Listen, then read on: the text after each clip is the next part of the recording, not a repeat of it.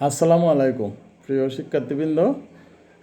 Online ক্লাসে স্বাগত জানাচ্ছি। আমি ওমর ফারুক, প্রভাষক ইতিহাস বিভাগ, বান্দরবান সরকারি কলেজ।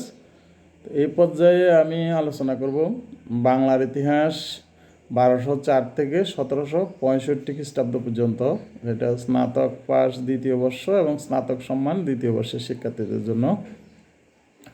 তো আজ আমার আলোচনায় থাকবে সুলতান শামসুদ্দিন ইলিয়াস শাহের পরবর্তী দুইজন শাসক, তার পুত্র সুলতান সিকান্দার শাহ এবং সুলতান সিকান্দার শাহের পুত্র গিয়াসউদ্দিন আজম শাহের শাসনকাল, জীবনী বা তাদের কার্যকলাপ নিয়ে। তো সুলতান শামসুদ্দিন ইলিয়াস শাহ, যাকে আমরা শাহী বাঙ্গালা বা বাংলার সুলতান বলে অভিহিত করে থাকি, তিনি 1358 খ্রিস্টাব্দে মৃত্যুবরণ করার পর তার একমাত্র পুত্র সিকান্দার শাহ একমাত্র পুত্র সিকান্দার শাহ 1358 খ্রিস্টাব্দে সিংহাসনে আরোহণ করেন। তো সিকান্দার শাহ পিতার উপযুক্ত পুত্র ছিলেন এবং পিতার মতো দক্ষতার সঙ্গে 35 বছর অর্থাৎ 1358 থেকে 1393 সাল পর্যন্ত তিনি রাজ্য শাসন করেন।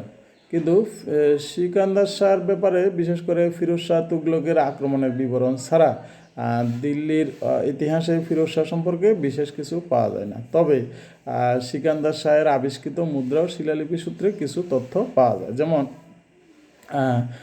আমরা জানি যে সুলতান শামসুদ্দিন ইলিয়াস শাহের সময় ফিরোজ শাহ তুগলক একবার বাংলা আক্রমণ করেছিলেন, কিন্তু তিনি সফলকাম হননি। পরবর্তীতে তার শামসুদ্দিন ইলিয়াস শাহের সাথে চুক্তিনামা করে ফেরত যান। তো শামসুদ্দিন ইলিয়াস শাহের মৃত্যুর পর সিকান্দার শাহর আমলে দিল্লির সুলতান ফিরোজ শাহ তুগলক পুনরায় প্রতিশোধ নেওয়ার জন্য তিনি আবার বাংলা আক্রমণ করেন। তো সিকান্দার শাহ বুঝতে পারেন যে দিল্লির এত বড় শাসক এবং তার বিশাল বাহিনীর সাথে সম্মুখ যুদ্ধে তিনি জয়লাভ করতে পারবেন না। তাই তিনিও সিকান্দার শাহ তার পিতার মতো এক ডালা দুর্গে আশ্রয় নেন এবং শেষ পর্যন্ত সুলতান ফিরোজ শাহ তুগলকের সাথে একটা সন্ধি হয় এবং সন্ধির পর সুলতান ফিরোজ শাহ তুগলক চলে যান। তো সিকান্দার শাহের তাকে কিছু উপঢৌকন এবং কিছু ধনরত্ন উপহার স্বরূপ দেন। তো সিকান্দার শাহের বেশ কিছু মুদ্রা আবিষ্কৃত হয়েছে। তার মুদ্রা পর্যালোচনা করে জানা যায় যে বাংলার সুলতানদের মধ্যে সিকান্দার শাহ সর্বপ্রথম ইমাম বা খলিফা উপাধি গ্রহণ করেন। সিকান্দার শাহ মুসলমান সুফিদেরকে অত্যন্ত ভক্তি শ্রদ্ধা করতেন। শিলালিপি থেকে জানা যায় যে তিনি 1363 খ্রিস্টাব্দে দিনাজপুর জেলার দেবকোটে মোল্লা আতার দরগা একখানি মসজিদ নির্মাণ করেন। তো পান্ডুয়ার আদিনা মসজিদ, যেটা সুলতান সিকান্দার শাহের সর্বশ্রেষ্ঠ কীর্তি বলা যায়।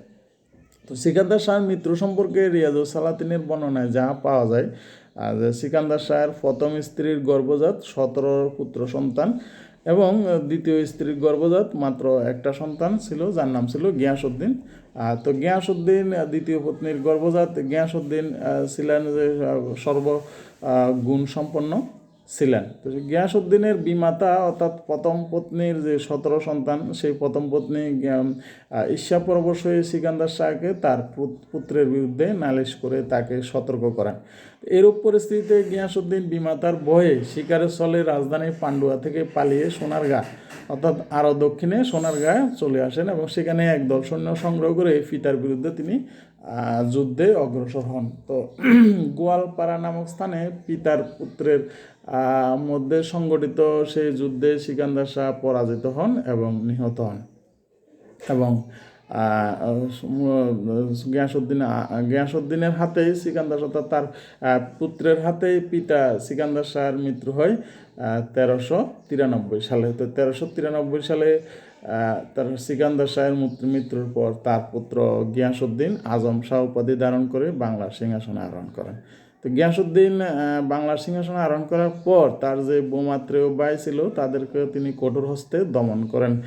অনেক ঐতিহাসিকদের মধ্যে তিনি তাদেরকে অন্ধ করে দেন। যাই হোক, তিনি তার সিংহাসনে বসার পর তার কোনো ঝুঁকি নেননি, বাকিদেরকে তিনি যে কোনোভাবে তার স্থান থেকে সরিয়ে দেন। তো এখানে যেটা দেখা যায় যে গিয়াসউদ্দিন আজম শাহ তার পিতৃহন্তা বলা যায়, কিন্তু যদিও সে পিতৃহন্তা, অনেক ঐতিহাসিকের মতে বিশেষ করে রিয়াজুস সালাতিনের মতে তার এই পিতৃহন্তা বা পিতাকে হত্যা করে শাসন ক্ষমতা দখলের পিছনে তার বৌমাত্র মা এই সবচেয়ে বেশি দায়ী ছিলেন। তো যা হোক, গিয়াসউদ্দিন আজম শাহ 1393 খ্রিস্টাব্দে আজম শাহ উপাধি ধারণ করে বাংলার সিংহাসনে আরোহণ করেন। তো সিংহাসনে আরোহণ করার পর গিয়াসউদ্দিন আজম শাহ যে রাজ্য জয় তিনি তেমন রাজ্য জয় করেননি। তার আমলে শুধুমাত্র কামরূপ জয়টা হয়েছিল।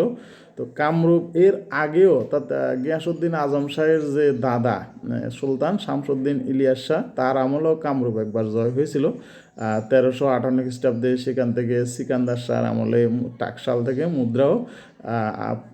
মুদ্রাও বের করা হয়েছিল। তো সেই হিসাবে বলা যায় যে সুলতান শামসুদ্দিন ইলিয়াস শাহ এবং তার পুত্র সিকান্দার শাহের প্রথম দিকেই কামরূপ বাংলার বা তাদের অধীনে ছিল, ইলিয়াস শাহী বংশের অধীনে ছিল। কিন্তু এর পরবর্তীতে অনেক দিন যাবৎ সেখান থেকে আর কোনো মুদ্রা আবিষ্কৃত না হওয়ায় বা মুদ্রা পাওয়া না যায়, ঐতিহাসিকদের মতে কামরূপ সিকান্দার শাহের শাসনামলের শুরুতে হাতছাড়া হয়ে যায়। তো সেজন্য হয়তো যোগিনী তন্ত্র নামক একটি গ্রন্থে উল্লেখ আছে যে 1294 থেকে 95 খ্রিস্টাব্দের পর কামরূপ প্রায় 12 বছর যাবৎ মুসলমান শাসনাধীনে ছিলেন। অর্থাৎ গিয়াসউদ্দিন আজম শাহ পুনরায় কামরূপ জয় করেন বা জয় করেছিলেন, এবং কামরূপ জয় করে তিনি তার রাজ্যের অন্তর্ভুক্ত করেছিলেন। তো এটাই ছিল তার রাজ্য জয়। তো গিয়াসউদ্দিন আজম শাহের বৈদেশিক নীতি যদি দেখি, যে তিনি সমসাময়িক শাসকদের মধ্যে সবচেয়ে বেশি দক্ষ, বিচক্ষণ এবং কূটনীতিক বিশেষজ্ঞ ছিলেন। তার সাথে অনেক বৈদেশিক সুলতানদের বা রাজা বাদশাদের সম্পর্ক ছিল, এবং তিনি সেই সম্পর্কের উদ্দেশ্যে দূত বিনিময় করেন। যেমন ঐতিহাসিক ফিরিস্তার বর্ণনা অনুযায়ী দিল্লির সুলতানরা যাতে জৈনপুরের ভিতর দিয়ে বাংলা আক্রমণ করতে না পারে বা গিয়াসউদ্দিন আজম শাহের রাজ্য আক্রমণ করতে না পারে, সেজন্য তিনি জৈনপুরের সুলতান খাজা জাহানের সাথে মিতালি স্থাপন করেন, এবং আজম শাহ তিনি জৈনপুরের সম্রাট বা সুলতানকে হাতি এবং বিভিন্ন উপঢৌকন দিয়ে জৈনপুরের সুলতানকে তার প্রতি কৃতজ্ঞতা বশে আবদ্ধ করেন। এছাড়া আজম শাহ চীন সম্রাটের সঙ্গেও দূত বিনিময় করেন। যে চীনা দূতরা সমসাময়িক বাংলার সামাজিক এবং অর্থনৈতিক অবস্থা সম্পর্কে বেশ কিছু তথ্য লিপিবদ্ধ করে গেছেন। তারপরে পারস্যের মশহুর কবি যে হাফিজ এর সঙ্গে আজম শাহের দূত বিনিময় হতো। সুপণ্ডিত সুলতান আজম শাহ কাব্য রচনা করতেন। তিনি তার প্রিয় 3 জন দাসী যেমন সরব, গুল ও লালার প্রশংসা করে কবিতার একটি চরণ রচনা করে বাকি চরণ রচনা করার জন্য তিনি পারস্যের কবি হাফিজের নিকট অনুরোধ জানালে কবি 2য় চরণটি পূরণ করে দেন, এবং একটি গজলও স্বরচিত একটি গজল আজম শাহকে উপহার দেন। তো এছাড়া তার সমসাময়িক মুসলিম সুলতানদের মধ্যে গিয়াসউদ্দিন আজম শাহের সৌহার্দ্যপূর্ণ সম্পর্ক স্থাপন করেন। তো গিয়াসউদ্দিন আজম শাহের রাজ্য জয় করতে না পারলেও তিনি অনেক সেবামূলক কাজ করতেন। তিনি মক্কা এবং মদিনায় মাদ্রাসা স্থাপন করার জন্য প্রচুর অর্থ ব্যয় করেন। মক্কার বাবে উম্মাহানি ফটকে তিনি একখানি মাদ্রাসা নির্মাণ করেন, এবং সেই মাদ্রাসা নির্মাণ করার জন্য এবং সেটার ব্যয় নির্বাহের জন্য তিনি প্রায় 12,000 মিশরীয় মুদ্রা ব্যয় করেন। এবং সেভাবে মদিনায়ও তিনি শান্তির ফটকের নিকটস্থ পুরান দুর্গ নাম স্থানে একখানি মাদ্রাসা স্থাপন করেন। তো তিনি মক্কা মদিনার অধিবাসীদের জন্য প্রচুর উপহার পাঠাতেন। দেশেও তিনি বহু মসজিদ, মাদ্রাসা, খানকা প্রতিষ্ঠা করে মুসলিম শিক্ষা ও সংস্কৃতির বিকাশের ক্ষেত্রে অসামান্য অবদান রেখেছেন। তো গিয়াসউদ্দিন আজম শাহ তার পিতামহ এবং তার পিতা সিকান্দার শাহের মতো অলিয়া আউলিয়া এবং সুফিদের ভক্তি করতেন, শ্রদ্ধা করতেন। যেমন তার আমলের একজন নাম করা সুফি ছিলেন শায়েখ আলাউল হকের পুত্র শিষ্য নূর কুতুবী আলম, অত্যন্ত প্রসিদ্ধ ছিলেন। তো আজম শাহ শায়েখ নূর কুতুবী আলমের সহপাঠী ছিলেন। আজম শাহ প্রায় নূর কুতুবী আলমের কাছ থেকে পরামর্শ নিতেন। এছাড়া গিয়াসউদ্দিন আজম শাহ সে সময়কার বাংলার কবি সাহিত্যিকদেরও নানা রচনায় পৃষ্ঠপোষকতা দান করেন, যেমন তার গিয়াসউদ্দিন আজম শাহের পৃষ্ঠপোষকতায় সে সময়কার নামকরা কবি শাহ মোহাম্মদ শগীর তার বিখ্যাত ইউসুফ জুলেখা গ্রন্থ রচনা করেন। এছাড়া গিয়াসউদ্দিন আজম শাহের অনুরোধে বা পরামর্শেই কৃত্তিবাস রামায়ণ রচনা করেন বলে সমসাময়িক ঐতিহাসিকদের বিবরণীতে জানা যায়।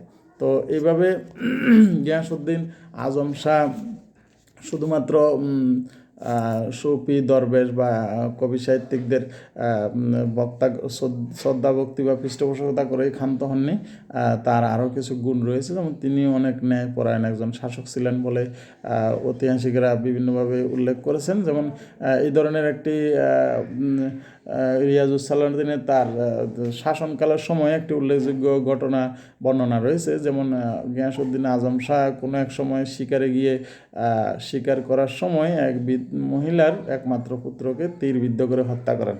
তো মহিলা সে সময়কার স্থানীয় কাজীর কাছে বিচার চাইলে স্থানীয় কাজী সিরাজউদ্দিনের দরবারে সুলতান গিয়াসউদ্দিনকে ডাকা হয় এবং সেখানে বিচারে সুলতান গিয়াসউদ্দিন আজম শাহ প্রচুর অর্থ পুরস্কার দিয়ে বিধবা মহিলাকে সন্তুষ্ট করেন।